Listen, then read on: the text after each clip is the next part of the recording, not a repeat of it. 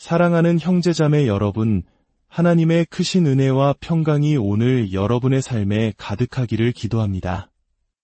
오늘 우리는 기독교 신앙의 가장 깊고도 신비로운 핵심, 바로 삼위일체에 대한 역사적 여정을 함께 떠나보려 합니다.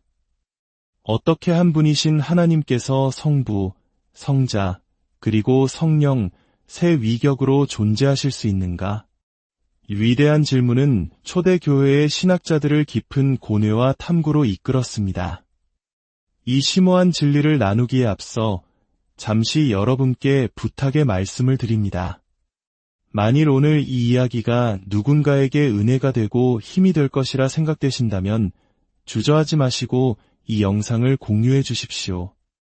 여러분의 구독과 좋아요는 저희가 이 귀한 복음의 말씀을 계속해서 전파하는 데 큰 힘이 됩니다. 이 말씀을 듣는 모든 분들의 마음밭에 하나님의 축복이 심기기를 소망하며 이제 이야기의 문을 열겠습니다. 우리의 이야기는 요한복음의 장엄한 서문에서 시작됩니다. 태초에 말씀이 계시니라. 이 말씀이 하나님과 함께 계셨으니 이 말씀은 곧 하나님이시니라. 여기서 말씀, 즉 헬라어로 로고스는 바로 예수 그리스도를 가리킵니다. 영원 전부터 하나님과 함께 계셨으며 동시에 그 자신이 바로 하나님이신 이 로고스의 존재는 초기 기독교 300년의 역사를 관통하는 가장 뜨거운 지적 탐구의 주제였습니다. 초대 교회 교부들은 이 로고스 기독론을 중심으로 예수님의 신성을 이해하고자 끊임없이 노력했습니다. 하지만 모든 노력이 올바른 결실을 맺은 것은 아니었습니다. 어떤 생각들은 성경이 증언하는 그리스도의 모습을 왜곡하는 방향으로 나아가 훗날 이단이라 불리는 심각한 오류를 낳았습니다. 이러한 신학적 혼란 속에서 교회는 삼위일체에 대한 자신들의 이해를 공식적으로 그리고 명확하게 정의해야 할 절박한 필요에 직면하게 되었습니다. 오늘날 대부분의 기독교 공동체는 역사 속에서 열렸던 세계 공예회의 결정들을 여전히 신앙의 중요한 기준으로 받아들입니다. 그 중에서도 가장 중요한 두 회의는 바로 4세기에 열린 니케아 공의회와 5세기의 칼케돈 공의회입니다. 오늘 우리는 이 공의회들이 열릴 수밖에 없었던 치열한 논쟁의 배경과 그 핵심 쟁점들을 깊이 있게 살펴보고자 합니다. 초대 교회가 마주한 가장 근본적인 긴장감은 이것이었습니다. 어떻게 예수 그리스도의 완전한 신성을 주장하면서 동시에 성경이 일관되게 가르치는 유일신 사상을 지킬 수 있는가? 오직 한 분이신 하나님을 믿는 신앙과 예수님 역시 하나님이시라는 고백 사이의 팽팽한 긴장감. 바로 이것이 삼위일체 교리가 정립되는 과정의 중심에 있었습니다. 삼위로 존재하시는 한 분 하나님, 그분의 본질을 우리는 어떻게 이해해야 할까요? 3세기와 4세기에 접어들면서 이 질문에 대한 하나의 답변으로 군주신론이라는 신학 사상이 등장했습니다. 이 용어가 조금은 생소하게 들리실 수 있겠지만 그 의미를 풀어보면 이해하기 어렵지 않습니다. 군주, 즉 모나크라는 단어는 우리에게 익숙합니다. 한 나라를 다스리는 왕이나 여왕을 뜻하죠. 이 단어는 하나를 의미하는 모노, 시작, 으뜸, 또는 통치자를 의미하는 헬라어 아르케가 합쳐진 말입니다. 흥미롭게도 이 아르케라는 단어는 요한복음 서두 태초에 말씀이 계시니라의 태초에에 사용된 바로 그 단어입니다. 또한 으뜸이나 우두머리라는 뜻도 있어서 우리가 대천사나 대주교라고 할 때의 대가 바로 이 아르케에서 온 것입니다. 가장 으뜸이 되는 천사, 가장 으뜸이 되는 주교라는 의미죠. 따라서 군주신론은 하나님의 유일성, 즉 한 분이신 통치자라는 개념을 수호하려는 시도였습니다. 그 의도는 순수했지만 안타깝게도 일부 군주신론은 길을 잃고 여러 신학적 문제를 낳았습니다. 그 첫 번째가 바로 양태론적 군주신론이라 불리는 이단이었습니다. 양태론이라는 말은 더욱 복잡하게 들릴 수 있습니다. 이 사상은 하나님께서 시대에 따라 다른 양태 또는 모드로 자신을 드러내셨다고 주장합니다. 마치 한 명의 배우가 다른 가면을 쓰고 다른 역할을 연기하는 것처럼 말이죠. 구약 시대에는 성부라는 가면을 쓰고 창조주와 율법 수여자로, 신약 시대에는 성자라는 가면을 쓰고 이 땅에 오셔서 구원자로, 그리고 오순절 이후에는 성령이라는 가면을 쓰고 교회 안에 내주하시는 분으로 나타나셨다는 것입니다. 이 주장에 따르면 성부, 성자, 성령은 본질적으로 구별되는 세 위격이 아니라 한 분 하나님이 나타나시는 세 가지 다른 모습일 뿐입니다. 이 사상을 주도했던 3세기의 인물은 사벨리우스였습니다. 그는 자신의 주장을 설명하기 위해 태양과 햇빛의 비유를 들었습니다. 우리는 태양과 그로부터 뻗어나오는 햇빛을 구분합니다. 태양은 저 멀리 있지만 그 빛은 우리에게 도달하여 따스함을 줍니다. 사벨리우스는 이 햇빛이 태양의 본질 자체를 공유한다고 보았습니다. 즉, 햇빛은 태양의 일부이며 태양과 같은 본질을 가졌지만 중심인 태양보다는 낮은 수준의 존재라는 것입니다. 사벨리우스는 성부와 성자의 관계도 이와 같다고 설명했습니다. 그리스도는 성부로부터 발산되어 나온 햇빛과 같은 존재이며 성부보다는 낮은 수준의 존재이지만 성부와 동일한 본질을 공유한다고 주장했습니다. 그는 이 동일한 본질을 표현하기 위해 헬라어 단어 호모우시우스를 사용했습니다. 같다는 의미의 호모와 존재 또는 본질을 의미하는 우시오스의 합성어입니다. 동일 본질이라는 뜻이죠. 이 주장은 얼핏 듣기에는 그럴듯해 보입니다. 예수님의 신성을 인정하는 것 같기 때문입니다. 하지만 여기에는 치명적인 문제가 있었습니다. 그의 이론에 따르면 그리스도뿐만 아니라 천사, 인간, 심지어 돌멩이 같은 모든 피조물도 결국 하나님의 본질에서 발산된 각기 다른 양태일 뿐이라는 범신론적 결론에 이르게 됩니다. 이는 창조주와 피조물을 명확히 구분하는 성경의 가르침과 정면으로 배치되는 것이었습니다.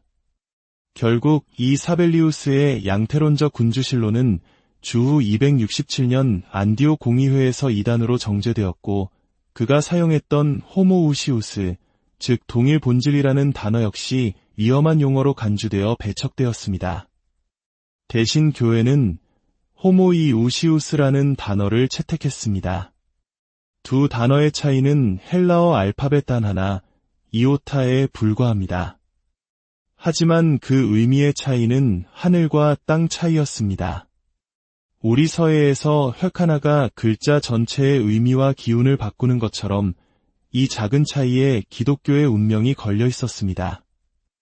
호모이우시우스는 동일 본질이 아니라 유사 본질, 즉 비슷한 본질을 의미합니다. 교회는 범신론의 위험을 피하기 위해 성자와 성부의 본질이 동일하지는 않지만 유사하다고 정리한 것입니다. 그러나 사벨리우스주의가 물러간 자리에 더 크고 교묘한 위협이 등장했습니다. 바로 역동적 군주신론이라 불리는 새로운 형태의 이단이었습니다. 이 사상을 가장 널리 퍼뜨린 인물은 바로 아리우스였고 그의 이름을 따 아리우스주의라고 불리게 됩니다. 아리우스는 사벨리우스와는 다른 방식으로 하나님의 유일성을 지키려 했습니다. 그는 주장했습니다. 하나님께서 천지를 창조하시기 전 가장 먼저 로고스 즉 그리스도를 창조하셨다. 이 로고스는 다른 모든 피조물보다 뛰어나고 천사보다도 높은 존재이며 세상을 창조하는 일에 동참했다. 그는 세상보다 먼저 존재했지만 영원하지는 않다. 시작이 있었기 때문이다. 시작이 있는 존재는 결코 영원하신 하나님과 동등할 수 없다. 그의 주장에 따르면 예수 그리스도는 하나님과 인간 사이의 어떤 중간적 존재, 즉 가장 고귀하고 위대한 피조물일 뿐 참 하나님은 아니었습니다. 아리우스는 자신의 주장을 뒷받침하기 위해 교회가 사벨리우스를 반대하며 채택했던 바로 그 단어 호모이우시우스를 교묘하게 이용했습니다. 그는 말했습니다. 그렇다. 그리스도는 하나님과 비슷한 본질을 가지셨다. 그는 하나님의 영광의 광채시요 그 본체의 형상이시다. 하지만 하나님 자신은 아니다. 또한 그는 성경에서 예수님을 독생자, 즉 낳으신 아들이라고 표현한 구절들을 근거로 들었습니다. 낳는다는 것은 시작점이 있음을 의미하며 시작이 있는 존재는 영원할 수 없으므로 하나님이 될 수 없다고 주장했습니다. 이 논리는 매우 단순하고 합리적으로 들렸기 때문에 수많은 사람들을 미혹하며 삽시간에 교회 전체로 퍼져나갔습니다. 교회는 예수 그리스도의 완전한 신성이 부정될 절체절명의 위기에 처하게 된 것입니다. 이 극심한 혼란을 종식시키기 위해 주후 325년 콘스탄티누스 황제는 니케아에서 세계 공의회를 소집했습니다. 이 회의에서 아리우스의 주장에 맞서 그리스도의 신성을 변호하기 위해 목숨을 걸고 싸운 인물이 바로 아타나시우스였습니다. 치열한 신학 논쟁 끝에 니케아 공의회는 아리우스주의를 명백한 이단으로 선포했습니다. 그리고 교회는 역사적인 결단을 내립니다. 바로 과거 사벨리우스주의와 연관되어 배척했던 단어 호모우시우스, 즉 동일 본질이라는 단어를 다시 가져와 기독교 정통신앙의 핵심 용어로 선언한 것입니다. 니케아 신경은 이렇게 고백합니다.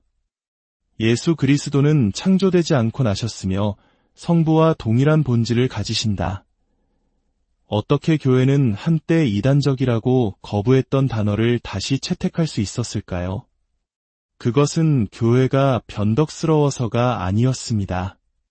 3세기에 교회를 위협했던 사벨리우스의 범신론적 오류는 이미 정리되었지만 4세기에는 아리우스주의라는 훨씬 더 크고 본질적인 위협이 닥쳐왔기 때문입니다.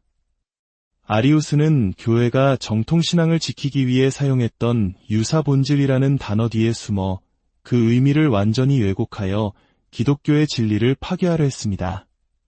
따라서 4세기의 교회는 아리우스주의의 위협이 너무나도 심각했기에 그리스도와 성령께서 성부와 비슷한 존재가 아니라 바로 동일한 신적 본질과 영광을 가지신 분임을 그 어떤 오해의 여지 없이 명확하게 선포해야만 했습니다.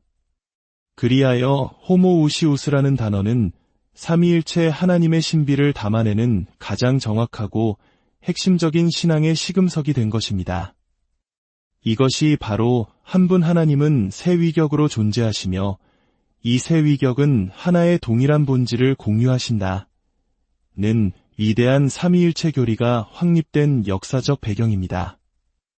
이 치열했던 신학적 투쟁은 단순히 과거의 낡은 이야기가 아닙니다. 이것은 오늘 우리가 고백하는 예수님은 나의 주님, 나의 하나님이십니다. 라는 신앙이 어떤 대가를 치르고 지켜져 왔는지를 보여주는 생생한 증언입니다. 우리가 믿는 하나님은 멀리서 그저 우리를 바라보시는 분이 아닙니다.